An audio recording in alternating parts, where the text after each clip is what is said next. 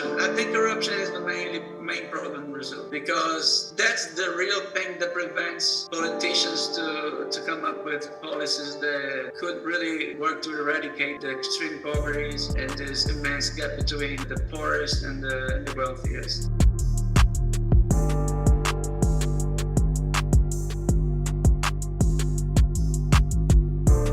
Firstly, I just want to ask you, why did you accept the podcast invitation? I'm really curious to know. Well, I accepted because nobody has ever called me from India. And also, I found it interesting that you are so young doing this kind of material. I was really surprised and curious to see where it goes. Yeah, I actually came across you in an article, I believe. So I really liked your architecture and all, so I just decided to reach out. Yes, I wanted to ask you. You came across my practice where exactly? It's Do you online in remember? some magazine or something. I don't remember. It was quite a while back, but yeah, that's I came across you online. Yeah. Because it's funny to know that somebody in India knows about my work. It's very interesting. Yeah. So But can all right, let's go. Yeah, let's go. So, can you talk about your work? Like, what kind of architecture are you into, and just tell me about yourself. Well, I am 49 years old. I started studying architecture in a long time ago, many months ago, in 1992, and that's pre-internet, pre a lot of things that we have today. And I decided to study architecture because as a kid, I always loved to draw, and but draw creative drawings that came from my mind. I never tried to mimic anything or copy anything. I just liked to invent things. And I have a very nice photograph that I can share it with you of me making a drawing when I was like 4 years old, and my brother and sister were watching me, like was planning on making architecture. It's a very fun image. And from that moment on, I have always been told that I was creative and that I drew well and this and that. So by the time I had to decide what to do with my life professionally, I realized and I decided very in the last minute when I turned 17 in Brazil. When you turn 17, you have to decide to which university you want to apply and make tests. And I realized that I had a strong belief that I was really a creative people because I had that background, that feedback from people, and I thought that working with creativity and especially something related to architecture or product design, anything like that, I would be happy and successful. So in the last minute, I had a clear insight that I should get into either design or architecture. In the last minute, I took an advice from my father and I decided to be an architect because being an architect, you can also do design, at least furniture design and something like that. So that's why I decided to become an architect. And So that was 1992. that's even before I was born. So, anyways, do you have any regrets picking architecture? Listen, I have no regrets. With time, I realized that it's a very tough profession, but I believe that most successful professionals in any field, I think it's hard to be successful. It requires a lot of dedication, a lot of patience, and love for what you're doing and belief, because you need all of that to keep going. It's a profession that involves a lot of money, because building is expensive. And for people to believe in you, that you're gonna tell them how to spend well their money. It's a lot of money, it takes time. So it takes time for you because we always begin designing little revamps, like first a bathroom or a small bedroom, and then a kitchen, and then a living room, and then a small apartment, and then another small apartment, and then 100 small apartments, and then a bigger apartment, and then comes a house, usually.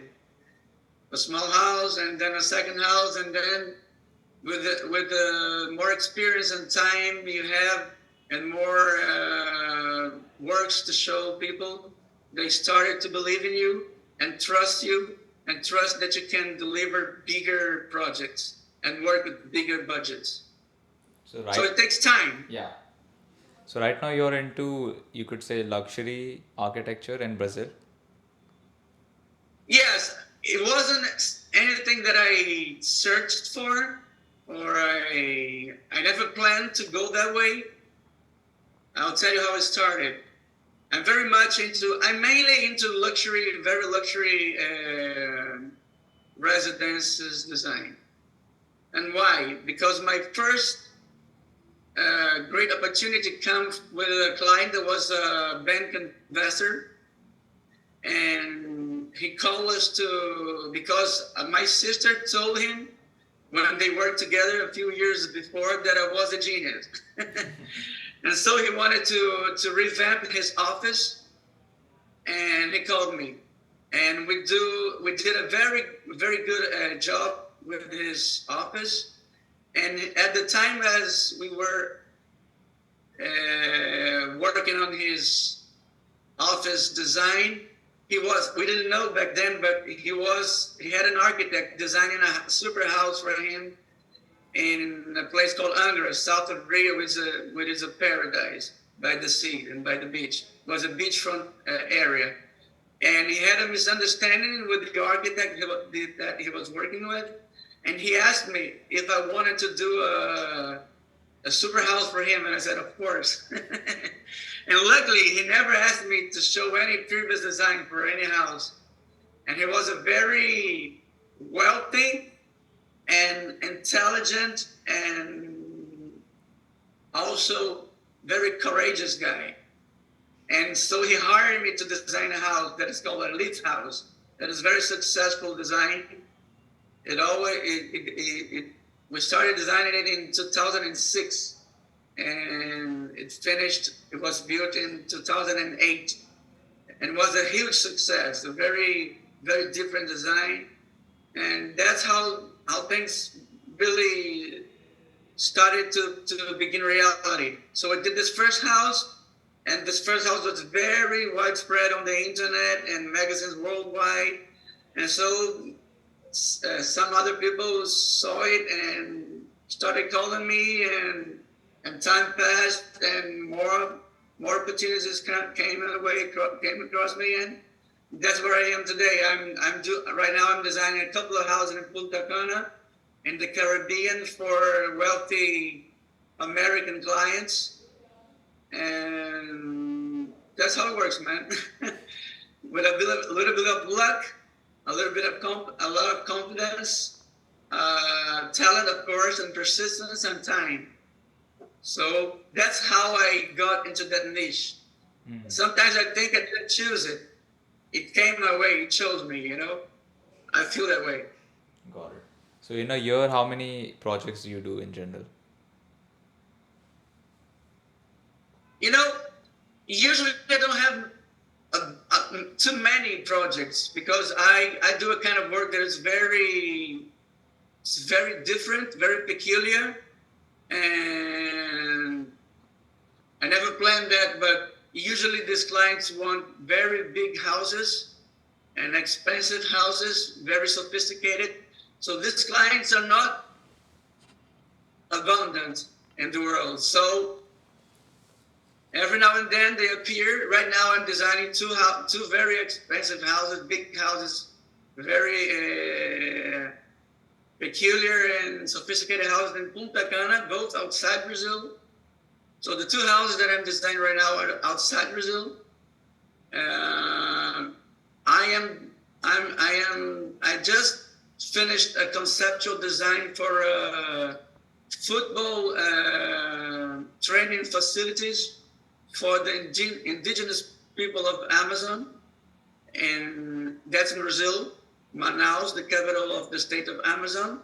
And it's a very, very interesting project where this client wants to bring the indigenous people from all over across the Amazon area, bring into the capital of Amazon, and give them education and sport training, and see who has a talent to in football, and maybe search for some jewels and make these people into the new Ronaldos and stuff.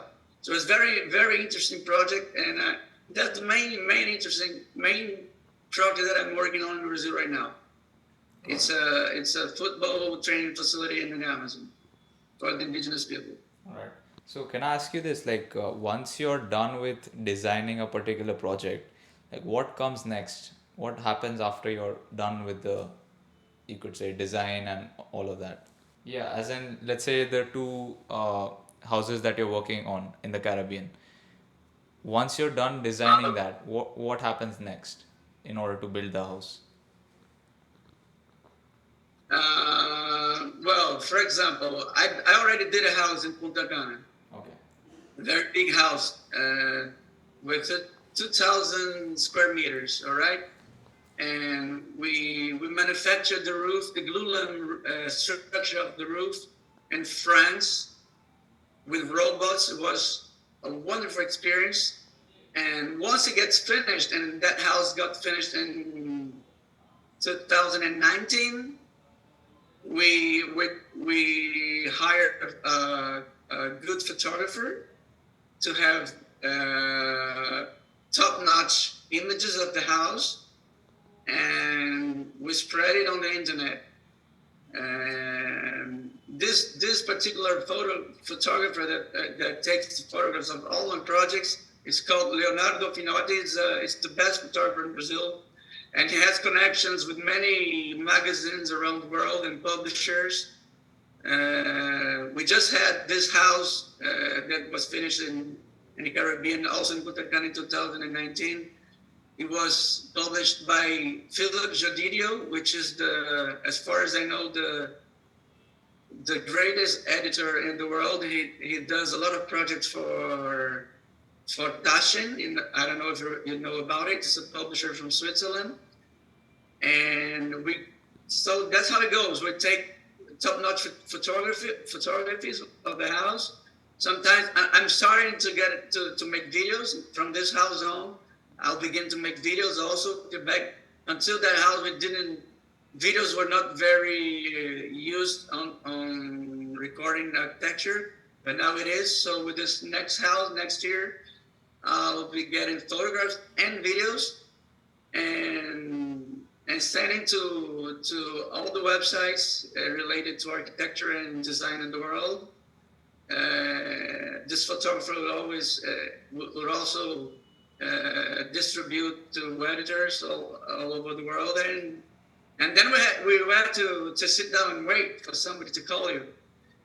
Also, I do some work every day on Instagram, trying to find people that are interested, because the last design, the last house that I got in Punta Cana that's gonna be built next year, I got it from direct from Instagram, because the guy bought a plot in that beach where we already have the other house that was done in 2019. He saw the house, he found my Instagram account and sent me a direct. Would you like to do something similar from you? I said, of course. So I'll have my share of work, photographing it, distributing to editors and websites all over the world, and I have to wait. somebody get in touch with me. That's how it works. Yeah, you mentioned you got the, panels of the house from France. What about all the other, interiors and all the other products and furniture that goes into the house? Where do you get that from? For example, if it's a super sophisticated house like this in Punta Cana, which I already had one, and I designed the second one. These clients want the best possible everything in the house from whatever you can find in the world. So specifically regarding the structure of the roofs, I am fascinated by engineered wood. I don't know if you're familiar with that. Engineered wood is as you can understand it, it's made of wood.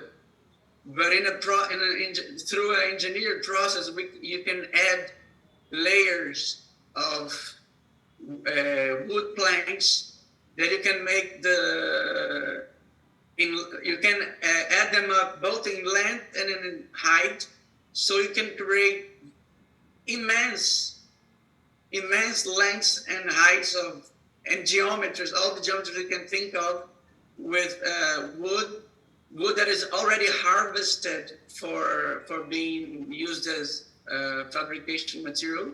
So it's the most sustainable material you can find on Earth, engineered wood, and we can use robots. We use software called Rhino to manipulate the geometries, and this software can communicate with the manufacturing softwares that will feed information into the robots.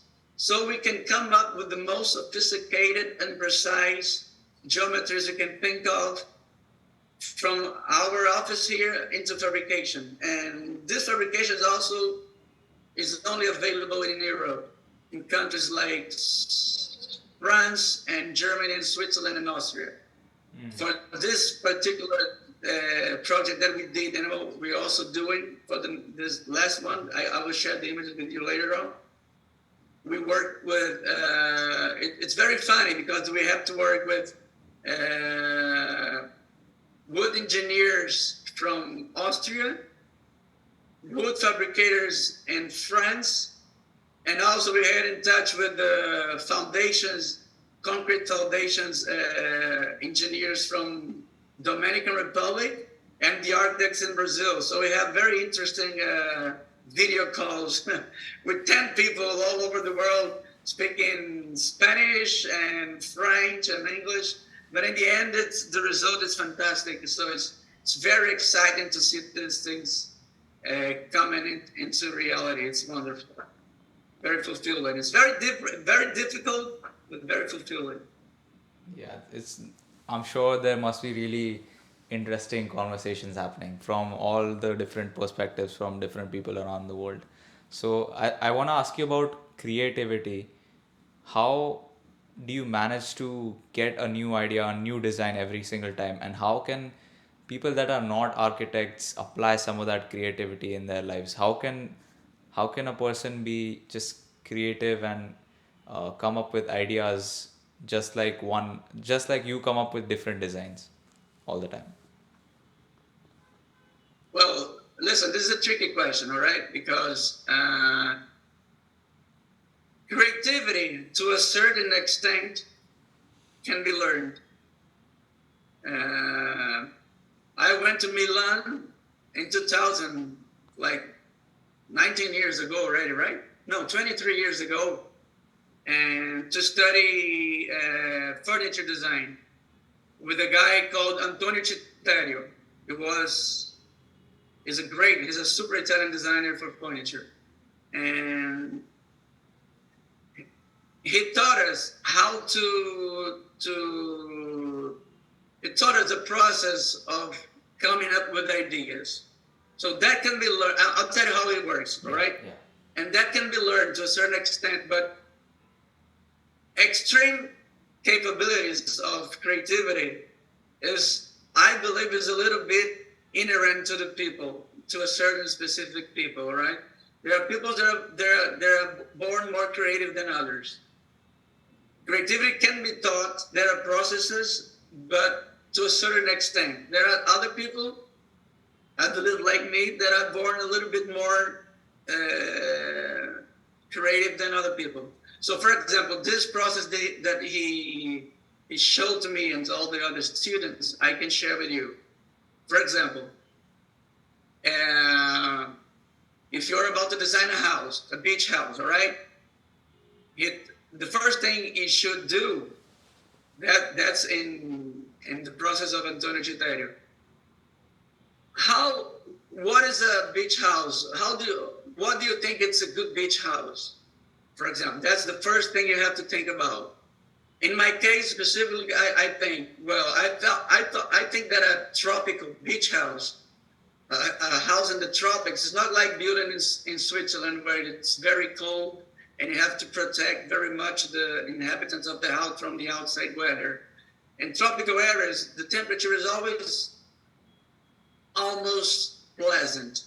It varies from 15 degrees Celsius to 35. And if you are in front of the beach, the sea breeze cools naturally the house. So it's very interesting to keep it open, very open to the sea breeze. So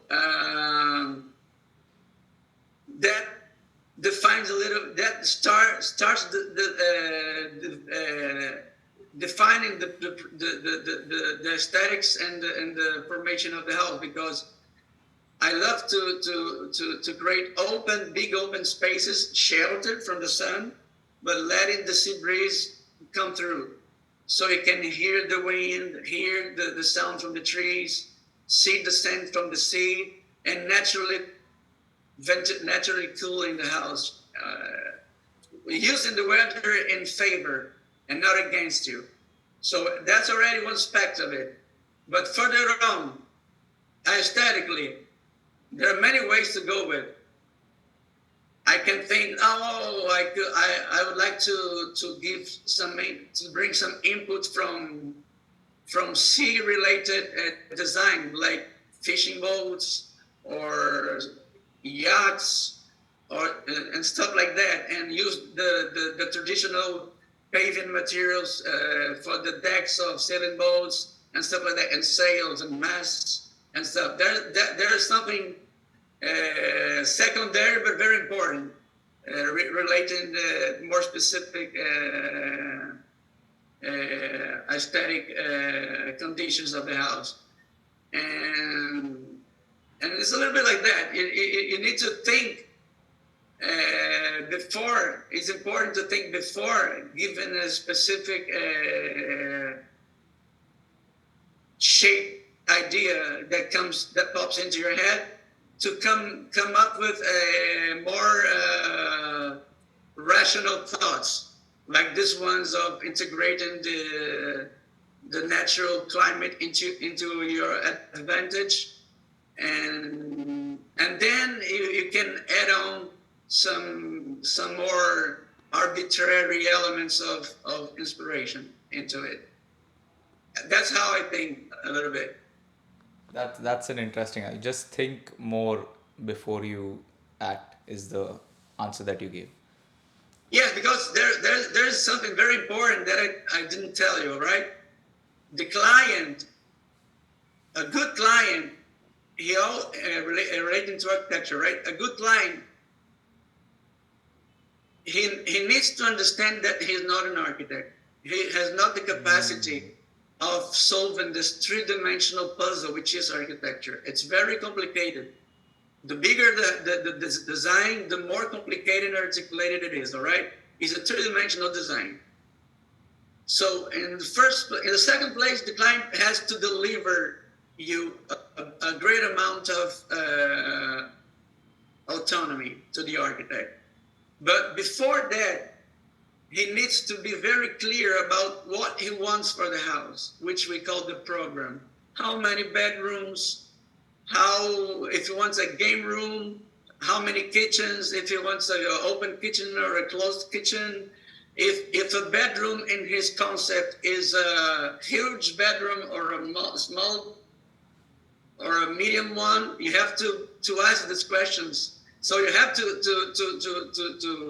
take some input, a lot of input from the client, then make a very clear understanding of this input. If the how big is a bedroom for a client, for example, and if he wants a walk-in closet, no, or not, of if he wants a huge bathroom with a tub and an outside shower. Usually in the Caribbean, they like in the bathroom to have two showers, a double showers protected from the elements, and a third one in the elements, so they can look to the sky and even bathe with the rain. It's very interesting. So you need to receive from the client a very specific program, how many rooms, exactly meant which purpose, and then go through it with the client to have a very clear understanding of what the client wants with the house, and then get the autonomy to solve this two-dimensional puzzle. Got it. Yeah, I want to ask you a question. Let's say if I get you someone that wants to build a luxury residential in India, would you be willing to do that project, halfway across the globe?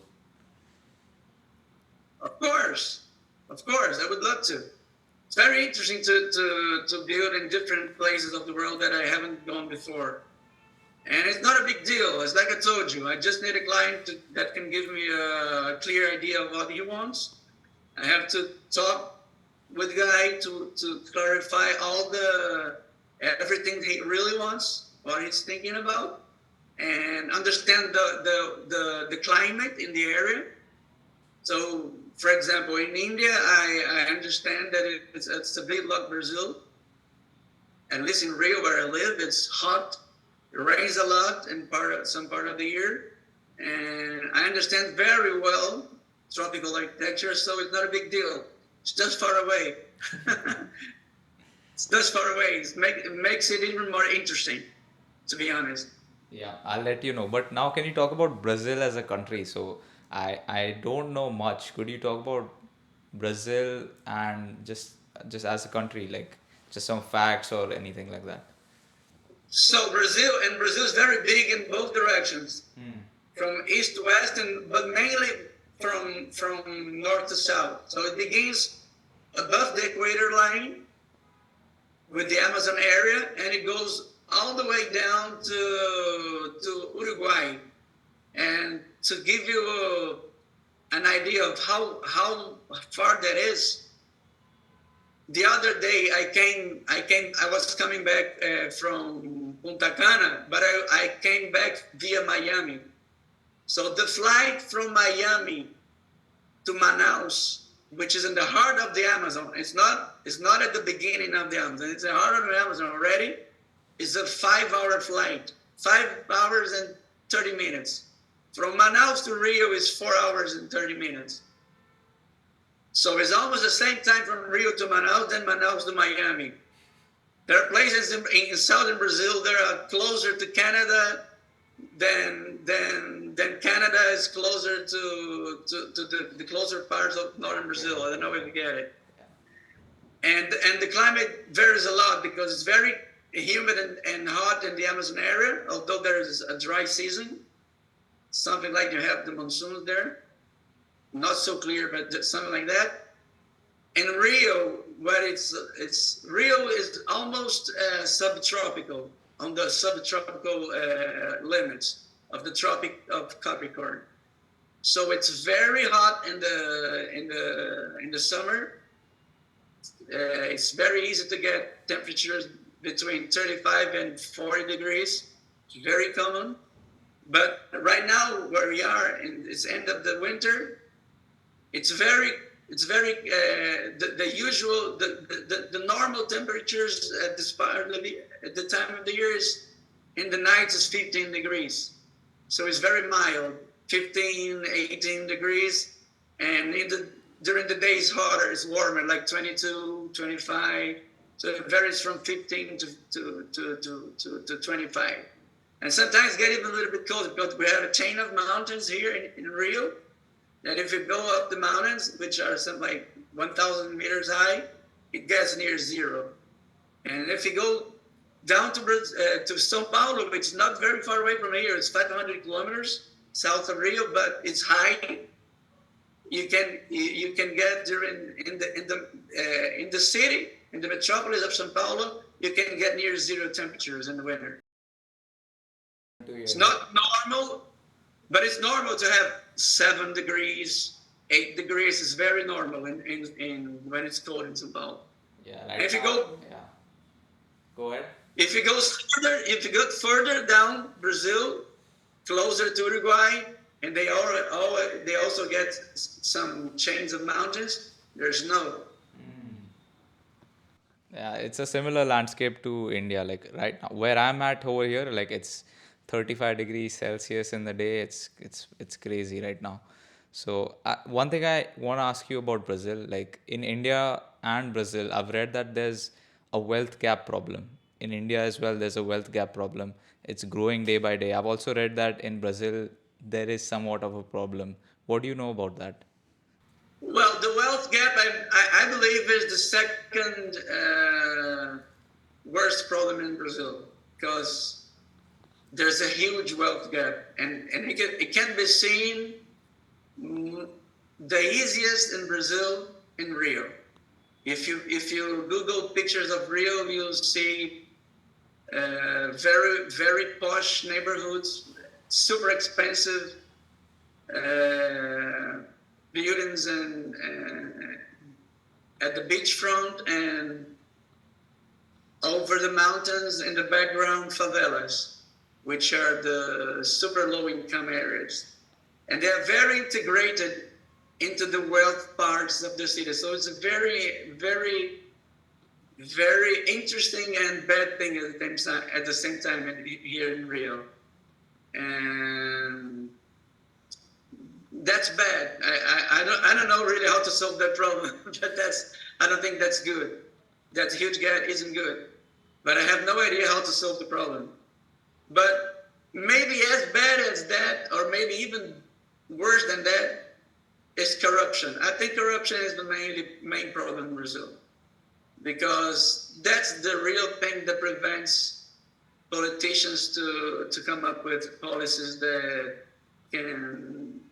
could really work to eradicate the extreme poverties and this immense gap between the poorest and the wealthiest guys in the country. It's a matter of politics in the end, and I don't see many competent and not corrupt politicians, unfortunately. Yeah, it's the same thing over here as well. Just corruption. There's so much potential in countries like you've heard of BRICS, right? Brazil, Russia, Yeah. India, China. Yeah. Yes, yes. There's so much potential in these countries, these developing countries. But corruption, the wealth gap, it's all, there is opportunity because people are able to, build wealth for themselves. But at the same time, there's corruption. So even the talent, is there a problem of, talented individuals leaving to the United States in your country? Like, because they don't Yes, like. lately there it's it never happened before, but lately in the last I don't know 5 years, a lot of Brazilians began to emigrate to escape this extreme poverty situation that permeates all big cities in Brazil, and that brings a collateral effect, which is violence. So a lot of great talents have lived in Brazil lately, and mainly to the United States, unfortunately, because Brazil is like India is. There's a very big internal market with so many to be done, but the so much infrastructure that can be done, social housing and sewage treatment plants and better ports, better everything. But the politicians, I think that aside from the corruption, another big issue is that in all spheres of politics, there's the city politicians, the state politicians, and the federal, right? They have a mandate of usually 4 years. And what really happens is that the vast majority of them wants to take advantage of this brief period of 4 years to make money for themselves with their influence, the political influence. And when they are not corrupt and well-intended, they want to come up with a project and to get it built in 4 years, which is impossible, really. So it can't be done. That's the thing. Yeah, that's what China took advantage of. They don't have a system of, people can vote for their government. It's like that's why China advanced so fast, I think, compared to Brazil and India and all of them. So let's see what happens. I'm hopeful for the future. It's gonna be good for these countries. Yes, I mean, it used to be worse. I mean, so it got in Brazil in the last 50 years ago, Brazil was doing better, but in the latest years, it kind of got worse a little bit. So let's see if it happens. And China, you're right. They're doing great because their growth, because they have the problem with democracy is that when democracy is corrupted, you're stuck in a very bad situation. And they don't have democracy in China. So the government has the power to implement longer projects and better solutions. Yeah. So yeah, that's all. I just want to wrap up now. Thank you so much. I really enjoyed listening to your architecture stories and about Brazil as well. I'll definitely come to Brazil soon. Yeah, it So sounds if you like an come to Brazil, interesting place. I'll be happy to take you around, and who knows if we can meet in India someday. If you have a project over there, Yeah, I'll get your project here. Don't worry. I'll get your project. find me a good client, and we'll meet there. Yeah, definitely. It was a pleasure talking to you. Right? Yeah, thank you. Un abrazo. Ciao, ciao. Cheers.